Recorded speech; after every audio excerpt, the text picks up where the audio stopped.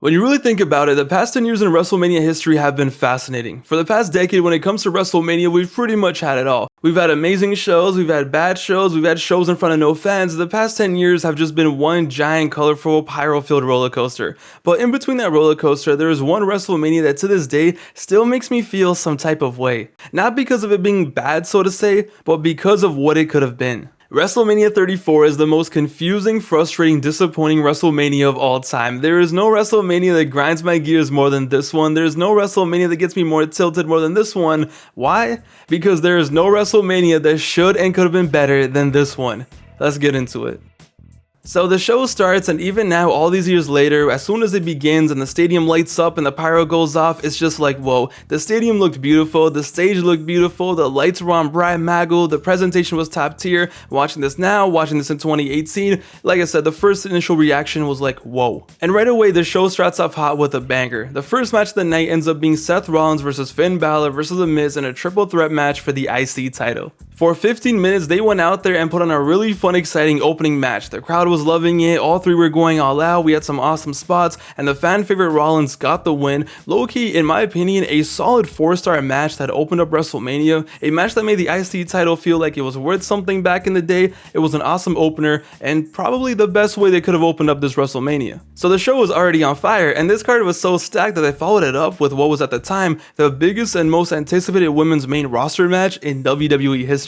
The undefeated Asuka coming off winning the first ever Women's Rumble against Charlotte for the title, and to say this match delivered would be an understatement. These two ladies went nuts, and even though it was the second match of the night, this felt like a big match. It was a big match, it had that big fight feel. At the time, this was easily the greatest one-on-one women's Mania match we had ever seen. Moonsaults, submissions, some pretty crazy spots, back and forth action. The match delivered in every way. Charlotte ended up getting the win and made Asuka tap, ending her undefeated streak and retaining her title, which at the time definitely pissed off a lot of fans. But at the same time, for me, it was like, yo, the match was so good, it was kind of easy to overlook the decision at the end of the day. Like, yeah, I wanted Asuka to win as well, but the match was so damn good, and the match was everything we wanted, and it definitely lived up to the hype. So the show went on, because everyone knew, hey, it's okay, we still have some bangers ahead of us. The show went on. We got a quick little fatal 4-way after this for the US title, which wasn't anything crazy, but at least it was quick, and it's all good because right after this, we got the match of the night. When Ronda Rousey made her entrance and got into the ring with Triple H, Seth, and Angle, it was a moment. Say what you want to say about Rousey now, but at this point in her career, she was a huge star, and all eyes were on her for her debut. And these 4 men and women, when they got into the ring and that bell rang, they tore the house down. This was the match that had the loudest crowd reaction all night. This was the match that went viral. This was a match that had everyone going crazy. And to this day, this is one of the funnest wrestling matches I've ever seen. If you ever want to show someone the magic of wrestling, this match is up there. Like, you can show this to a normal person who doesn't care about wrestling, and I promise you, they'll laugh, they'll be invested, and they'll care even a tiny bit. You got a rowdy crowd, you got an MMA fighter, you got 2 legends reigniting their rivalry, you got Stephanie who's playing her character to perfection, and just all the shenanigans you can imagine. It was a classic WrestleMania match in every way, and at this point during this show, once this match was over, I had the biggest smile on my face. When the Rousey match ended and they were heading to the back, we were 1 hour and 52 minutes into the show, and I swear to God, I had so much fun watching the first 2 hours of this show. I was so invested, I was so into it, that I still remember thinking to myself, this might be the greatest WrestleMania ever. And after the first 2 hours, how could you have not thought that? We just had 2 hours of an almost perfect WrestleMania, and we still had 2 dream matches ahead of us, the return of a GOAT, Lesnar and Roman in the main event, which last time was a classic. How could you have not expected this to go down in history? Oh, it went down in history, alright. Yeah. At this very moment, at this very frame, this show had everything in place to go down as a top 5 WrestleMania of all time. Fan morale was at 100, the crowd was nuts, they were invested, the first half delivered in ways we could have only dreamed of. It was right there for them to just knock this out of the park and hit a home run. It was right there. And then it all fell apart. After the classic mixed tag match, we got a little buffer match. It was time for a quick triple threat tag match, which basically ended up being a squash match. It was cool, it's all good. The fans deserve a break, we deserve a break. It was fine, no big problem. But then after that, it was time for the first dream match of the night. It was time for John Cena versus The Undertaker. I don't even think I have to explain how massive this match was once upon a time, and it was so massive that even in 2018 when The Undertaker was washed, it still held weight. No matter what year it was, no matter how bad Taker looked at last year's Mania, god damn it, it was still Cena versus The Undertaker at WrestleMania. The issue was, technically we didn't know for sure if the match was actually going to go down that night. but we kind of did at the same time, if that makes any sense. The company decided to run a very extra storyline for this match, and you'll see why. For a solid month leading into Mania, every week John Cena, who after failing to secure a WrestleMania match, would come out on TV and challenge The Undertaker. Every week Cena was like, I want you, Undertaker, at WrestleMania, and Undertaker would never appear, never confirm the match. So when WrestleMania went on the air, the whole storyline was that Cena was there watching as a fan, hoping and praying that somehow, someway, The Undertaker would answer his challenge and he would get his WrestleMania match. So for the first few matches, you can see Cena there as a fan. He was at ringside, taking pictures, watching the matches, and during the show after the Charlotte match, we get to see Cena get some news for a referee, and he just runs backstage, basically signaling to us, the fans, during the show that the match was now officially confirmed. A lot of shenanigans, but it's fine. So we get to this point of the show and it was time, right? Cena makes his entrance, the crowd goes crazy, and for the first time since 2004, it was Cena and Taker one-on-one, but now it was on the grandest stage of them all. This wasn't 04 Cena, no, this was the Cena as the GOAT.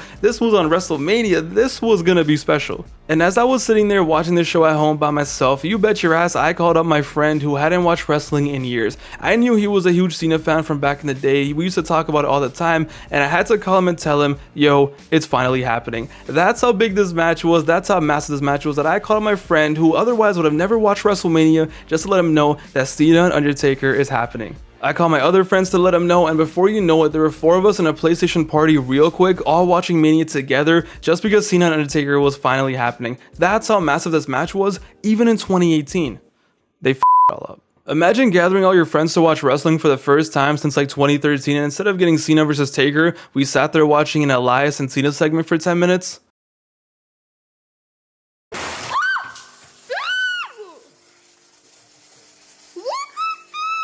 But whatever, it was fine, okay? It was fine. We believed. There was no way they weren't gonna deliver this match, right? It's WrestleMania, it's Undertaker and Cena, you've been teasing it, there's no way they're not gonna deliver it. So Elias gets clapped, Cena looks depressed, the segment keeps going on and on and on, and eventually, it finally happens. Undertaker's scary voodoo, black magic starts happening, lightning comes out of nowhere, Cena gets shook, and finally, The Undertaker comes out. His entrance looks amazing, he looks pretty good compared to usual, and after all the fun and games, after all this weird build, after all these shenanigans and buffoonery, the match was going down. The electricity was in the air, the fans were going crazy, even just seeing them on one side of the ring and the other side of the ring just staring at each other, it felt surreal. The hair on my arm was standing up, no joke. This meant something to me, damn it. We used to pray for times like this. Listen, I didn't care that Taker almost died in the ring at last year's Mania, I really didn't. I just had hope that somehow Cena and Taker were gonna pull something out of their ass and drop something fun and memorable and special. We're on the PlayStation party, we're hyped, we're all amped up. Taker squashes him in 2 minutes and 30 seconds. Never ever had I ever been more disappointed in a wrestling match in all my life. After all those years of wanting this match and dreaming of this match, after all the hype they literally gave us, after all the buffoonery, this is what we got? The PlayStation party was dying, okay? My boys were laughing, they were having the time of their life at just how stupid this was, and how stupid wrestling had become. This was their first time watching in years. I made them watch this for the first time in years. Cena and Taker brought them back, and this is what they got. I was just sitting there in silence, and my friend literally asked me, he's like, how do you still watch this? I didn't even know what to say. This was so stupid. And listen, I get it. Deep down, I get it. Of course, I understand it all. Taker, in their mind, was probably not in any shape to wrestle. Anyone who saw WrestleMania the year before can understand that. Even though Taker felt like he was, they just wanted to do a quick moment and call it a day. To them, it was like, well, if we don't advertise it, we don't promote it, the fans will just be happy with whatever they get. Oh, okay, great logic. Let's not advertise it, but let's just talk about it between every match during WrestleMania. Let's just spotlight it on every Monday Night Raw and SmackDown for the past month. You're still basically advertising it. You know what you're doing, and if you can't deliver, don't deliver this. Yo, you can tease us any match, I don't care, but not something as massive as this. Not Cena versus Undertaker. It was just sad because we never got this match during their primes, and we knew after this we were never gonna get it again after, and it was just like, so what was the point of this? Obviously, we were idiots for having any hope for this match being solid, I get that, but they were the ones who kept hyping it up. They were the ones who knew how massive it was, so is it really our fault for falling into the hype? You're telling me they couldn't have gone 10 minutes and just cooked something up? You're telling me that The Undertaker couldn't have put his whole life and career into this and this could have been a special retirement match? You're telling me they couldn't have had some crazy 6-minute sprint like Goldberg and Lesnar at last year's Mania? I don't know, break the announce table, just go all out for 6 minutes, just give us something. Nah, we got 2 minutes and 30 seconds, that's all we got. And maybe I'm alone in this, okay, maybe a lot of you fans don't mind this, maybe you loved it, maybe for you it was just cool to see Undertaker do his thing. I understand. I'm obviously biased because this match meant a lot to me. It was the match I never got as a kid, but I just really wanted this to be something. And when I look at WrestleMania 34, when I look at this overall show, after the amazing first 2 hours, it was 30 minutes of hype and build up and everything to get this. After this, to me, everything just went downhill. But at the time, we didn't know that. At the time, it was like, yeah, this was disappointing, but hey, at least we had another dream match. At least we still had some more cool stuff coming up, right? Right?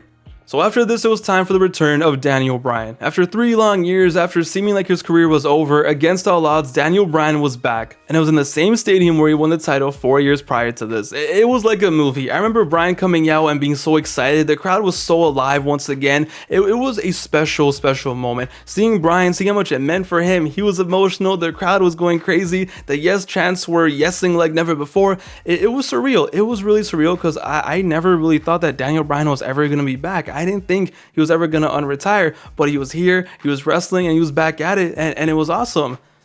Then the match started. Okay, so Shane and Bryan versus Sami and KO was not a bad match whatsoever, not at all. But after the Taker and Cena debacle, after how fire and fun the mixed tag was earlier, this match started and I don't know, it was just alright. Like, it was good, it was fine. Sadly, Bryan had to do the fake injury angle for 10 minutes or so to build some heat, and you know, we had to see Shane McMahon try to wrestle for 10-15 minutes, which was kind of sad. But hey, it was obviously worth it just to see Bryan come back and tear down the house down.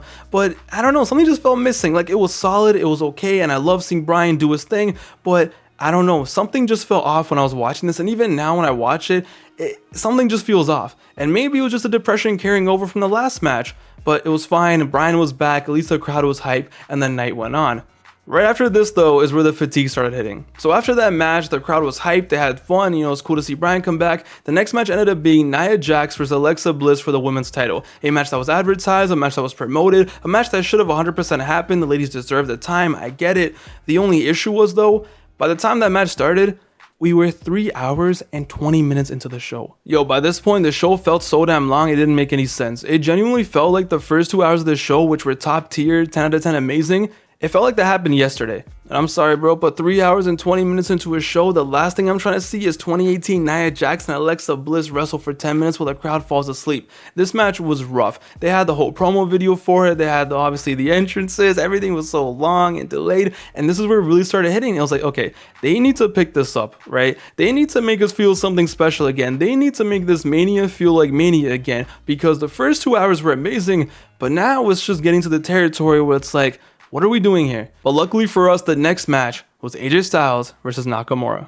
2 years after these two tore the house down in Japan, 2 years after these two dropped a classic that became folklore among wrestling fans online, these two men were in the WWE. At the time, two of the greatest wrestlers in the world, most hyped up wrestlers in the world, two who seemed as if they were in their prime at the time, were now in the WWE on the grandest stage of them all. Yeah, we saw what they did in the Tokyo Dome, but now it's time to see what they could do at WrestleMania, and they were fighting for the title. Nakamura was fresh off the Rumble, AJ Styles was the defending champion who we knew was legit, who was tearing it down. This was a surreal match. Imagine telling someone in 2015 and 16 that, hey, in 2 years at Mania, you're getting this. We were getting a dream match. Yeah, the match had technically happened before, but when it's at WrestleMania, it's a different story. This was a dream match in every way. Everyone and their mom was excited for this match. The moment Nakamura won the Rumble, this was what everyone wanted. There was no other option. We didn't care about anything else. We wanted to see these two wild out at WrestleMania like it was the Tokyo Dome. We wanted to see another all-time classic happen at WrestleMania that was up there with HBK versus Angle. That was up there with HBK versus Taker.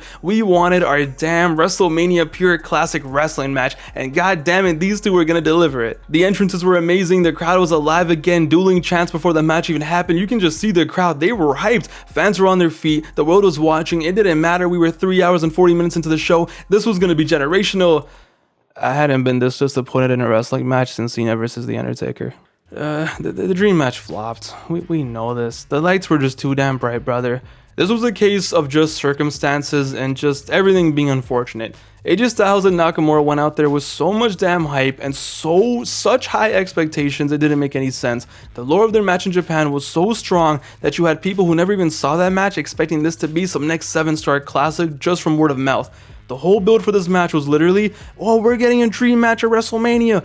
It's gonna be a classic. When a match is literally promoted as a classic before it happens, it rarely ever lives up to that hype. This match should and could have been a classic, but it wasn't. It was far from it. Since everybody and their mom was expecting a classic, nobody bought anything for the first 15 minutes. Nobody bought any pinfalls or moves. Everyone was just waiting for them to kick into the next gear. You're 4 hours into the show, fans are kind of tired, and this was a match that everyone was hyping up to be the second coming of Jesus, right? There were so many expectations, and it kind of felt like the fans were just waiting for them to prove something, for them to start tweaking, for them to start going crazy. And the other side was it, you could clearly tell that these two wrestlers were told, hey, don't wild out too much. We gotta milk this feud for 3 more pay-per-views.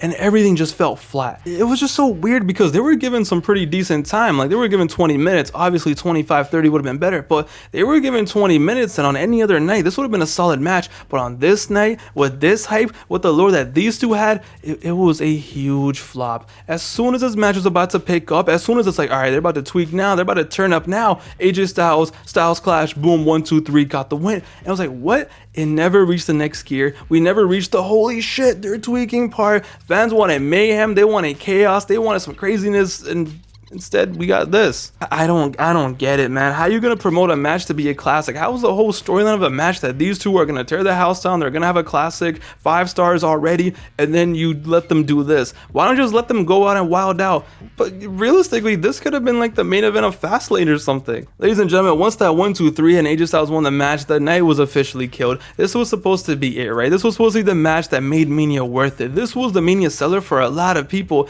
This is why we were down to put up with Lesnar and Roman as the main event again. This was why we had hope after Cena and Undertaker. But when a match that the company basically promoted as a guaranteed 5-star classic ends up being a 3.5, it's over, boys. And you can't blame the fans. This was their fault. They literally promoted this match to be a classic. So if we expect a classic, you kind of let them have to have a classic, right? Nah, it was over, boys. It was over. It was like, what happened? What happened to this Mania? We were destined for greatness. The first 2 hours, we were ready to take our shirts off and start twerking. We were ready to cement this as easily a top 5 Mania of all time. That's how good the first 2 hours was. That's how promising the next 2 hours looked. But fast forward 2 hours later, we just wanted the night to be over. And the worst part was, it wasn't. Because 4 hours and 15 minutes into the night, which by the way doesn't include the 2-hour pre-show, we were out here getting Braun Strowman and a little kid squashing the bar for the tag titles. Which, hey, I actually love this moment. I think it's a great moment. I think it's a cute moment. It was hilarious. It was fun. And even going back and watching it, I loved it.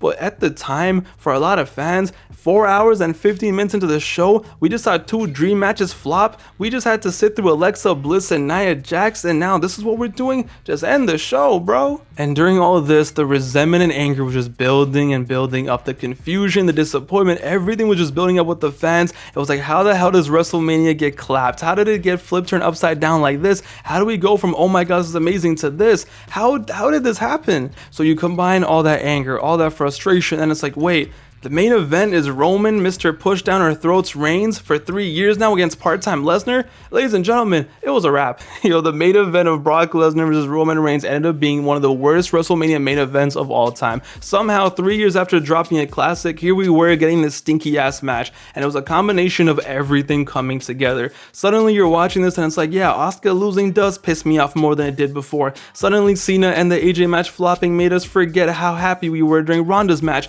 The vibe just changed. The vibe just died. There was no vibe anymore. Everyone went from super happy, we're just happy to be here, this is amazing, to why do we watch wrestling? And then you add in that the main event is a match that 90% of fans don't really care about. Of course it was gonna blow up. Roman Reigns and Lesnar dropped the stinkiest main event they could have ever possibly dropped, and the fans who were depressed at the time, they let them hear it. You know how sad it is for your WrestleMania main event to have CM Punk chants, to have the main event of WrestleMania get this is awful chants, get boring chants?